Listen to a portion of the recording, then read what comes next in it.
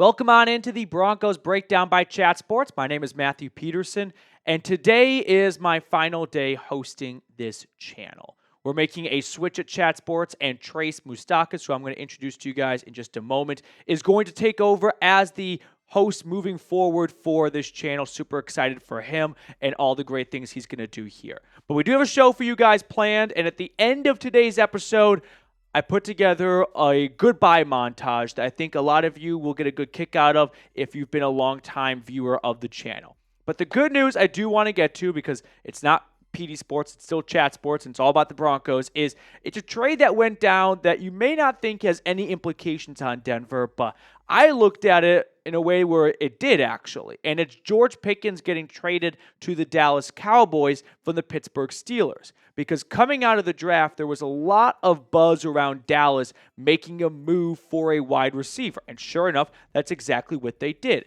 But Trace, with this move, I think that then clears Courtland Sutton of any possibility of being moved from the Broncos to a team like the Cowboys. So for those of you that have not yet met Trace Moustakas, or Moose as he goes by, I want to introduce you guys to the new host of the channel. Appreciate it, Petey. Thank you so much for bringing me in on this video. To go back to what you previously said, I want to just say thank God the Broncos are keeping Courtland Sutton and not going after a player like George Pickens. George Pickens, the player, let me just start off by saying this, has a lot of baggage that comes with him, not just on the field, but also off the field. There has been well-documented rumors and reports where he would, skip out on meetings with the media, and he would call out teammates, wouldn't actively listen to Mike Tomlin in Pittsburgh. He was just a headache from the time he got there until the time that he left. And believe it or not, the Steelers GM actually came out and said,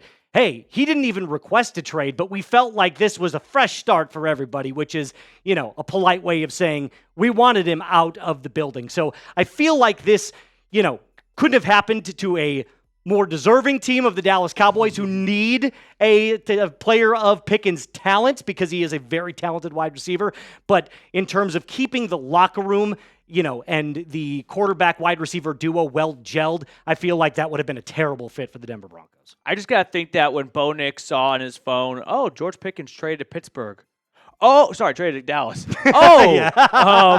That probably means they're not going to trade for Courtland Sutton now.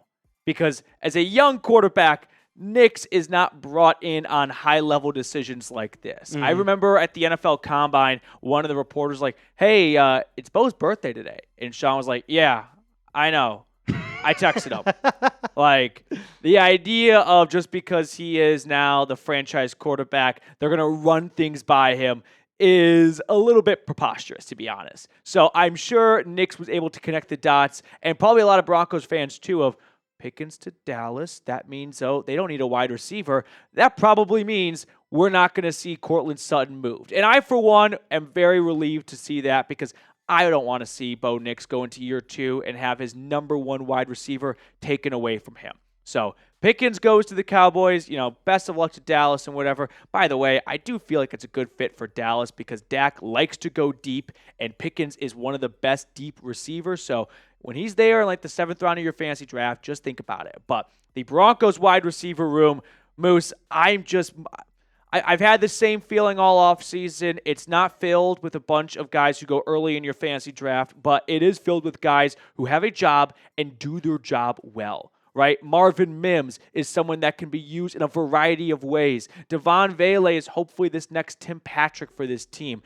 Troy Franklin came on as of late in a really strong way. And then there's the alpha of the room, Courtland Sutton, who is getting up there in the age column. He's getting towards 30. He's also, importantly, only has 1 year left on his contract, which we'll look at, the money side of things in a moment. But I am definitely advocating for Sutton to stay in Denver for absolutely this year.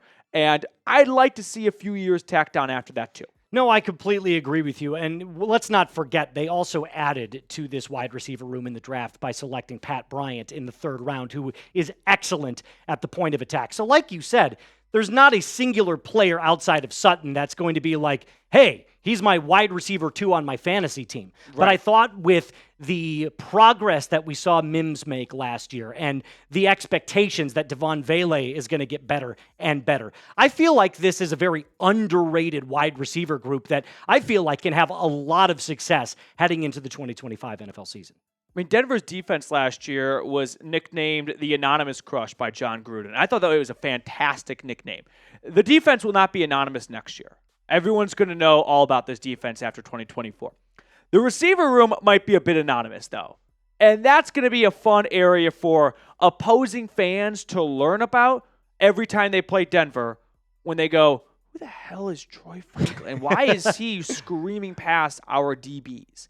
So getting back on track a little bit here, though, Courtland Sutton.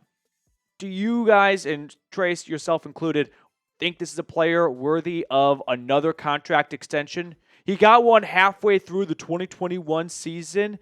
Do you sit here thinking, hey, approaching 30 years old, which he'll turn in October, which, by the way, Trace, as you do this job, more and more for longer, it's going to get weird when you start to memorize players' birthdays. Oh, yeah. Yeah, that's something that, like Bo Nix in February. Growing with the players. Yeah, but so let me know. Do you guys want to see Denver extend Sutton? I mean, you can look at what he's done over the past 4 seasons, and, like I said, in 2021, gets that extension, follows it up with an underwhelming 2022 campaign, just 2 touchdowns.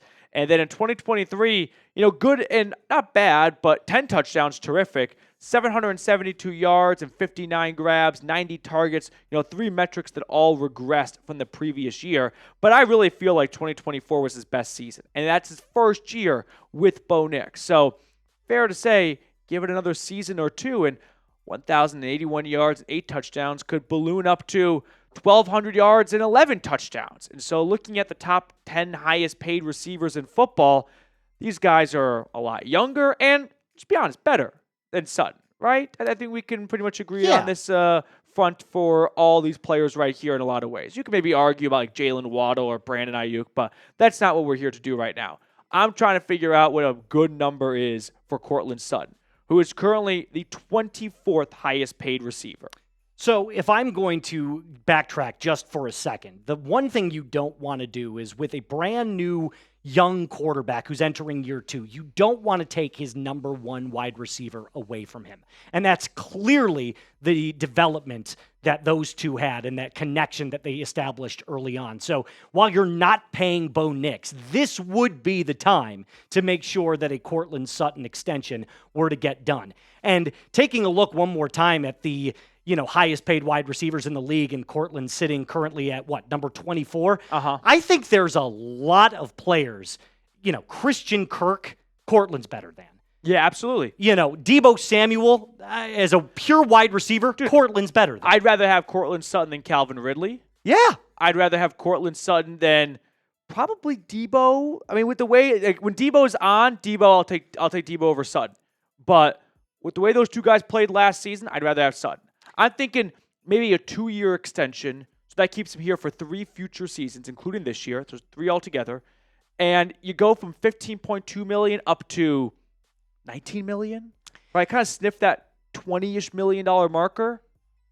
I think that's a win for both parties. Yeah, and like you said, the $20 million is probably that cap, right? You don't want to go too much higher than that, but you also don't want to disrespect the market or Courtland Sutton by saying, hey, we don't view you as a top 20 wide receiver. So I think you're looking at right around what Mike Evans is currently making. Maybe with some incentives, you could maybe get him up to 21 or 21 and a half. But I think right around that 19 to 20 to 20 and a half range is exactly the ballpark that Denver's looking at. And I think a 2 to 3 year extension is probably right where you want to sit at in terms of the years.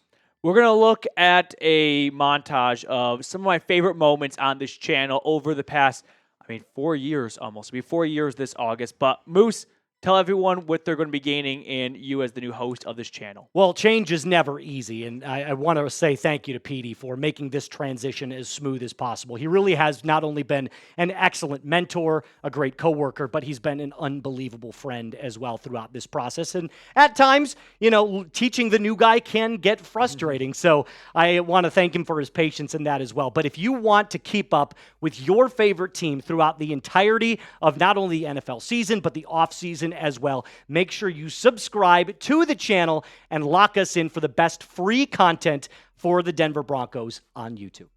Broncos Country, I just want to say thank you. I joined this company and this channel in August of 2021. I was not born and raised a Broncos fan, but I love the NFL and I cherished the opportunity to cover this team. And I've grown to love this team and know a lot about this team. And I would say that the toughest part about this change that I'm making right now and what my future holds is saying goodbye to a lot of the viewers and people that I've seen in the comment section from my first video to this video. So with that, I just want to throw it back to old me and some of my favorite moments on this channel, going all the way back to my very first video.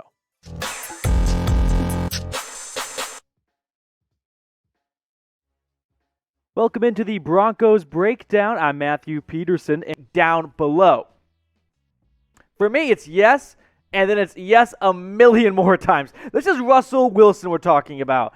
Broncos Country, we have our man. Russell Wilson is packing his bags. We have talked it into existence. We have sent enough bad little vibes his way about rainy Seattle to lure him to Mile High. The trade is official.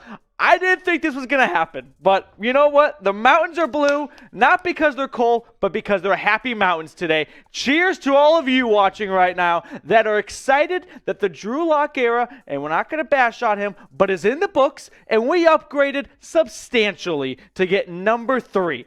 Well, there it is. The Broncos are releasing Russell Wilson. What's going on, everyone? Welcome into a very weird and somewhat intoxicated version of the Broncos Breakdown, because Denver signed an offensive guard, Billy Turner. The Denver Broncos lost 16-17 to the Seattle Seahawks, and Russell Wilson loses in his debut to Lumen Field in the Pacific Northwest. Who gives a shit? I mean, Hackett, why are you kicking a 64-yard field goal instead of going for it on 4th and 5?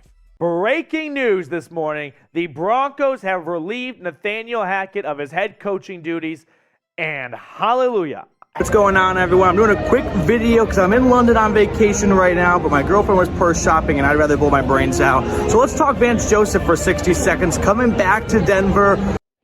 Where to begin? Oh, I know. Fire Vance Joseph today. Leave him in Miami. Leave him on the tarmac. Denver got boat raced 70-20, like it was Alabama against the school of deaf and blind. And that's mean to deaf and blind kids based on how the Denver Broncos defense played today. Should I say it now or should I wait for later? I mean, we're all thinking it, but yeah, he's a white corner.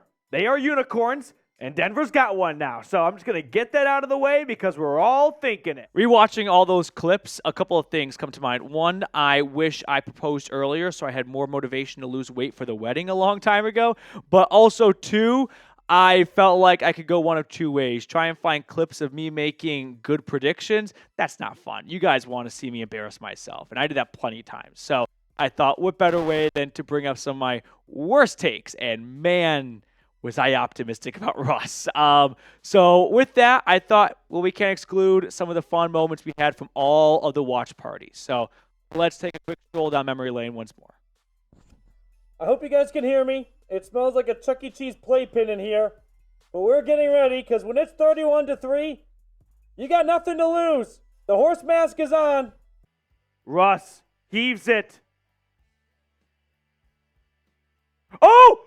Oh, yes! Yes! Yes! He did it! He did it! Brandon Johnson! Oh my God! Oh my God! A Hail Mary! Yes! This is the game. Once again. Russ, snap. Looking. Throwing. Incomplete. It's incomplete. I can't believe it. It's incomplete. That's the game. 45-yarder for the win. He missed it. He missed it. He missed it. Flags, flags, flags, flags. He missed a 45-yarder for the win. There are flags. 12 men on defense. 36-yarder for the win. This one's good. Walk-off field goal. Denver stuns Buffalo. Yes. No timeouts for either side. 4th and 1. Here's the game. Bo takes the snap. He'll roll to his right. He'll throw it to the end zone. Good! Yes! Marvin Mims! Marvin Mims! Oh my goodness! Marvin Mims on 4th and 1! Denver! 2-point conversion away from winning the game! Nix in the gun at the Buffalo 44. Takes the snap. Looking. Throwing deep. Has a man! Yes! Caught! Troy Franklin! There it is! The shot on 2nd and 4! Let's go! It was a lot of fun over the last 4 years. And I'll leave you guys with these words. One, thank you for all of the support, whether it was liking, commenting, subscribing, super chatting. That stuff means more to a host than you guys can ever imagine. And so I'm grateful to have had such a great community with this channel for so long. And, of course, Broncos Country, let's ride.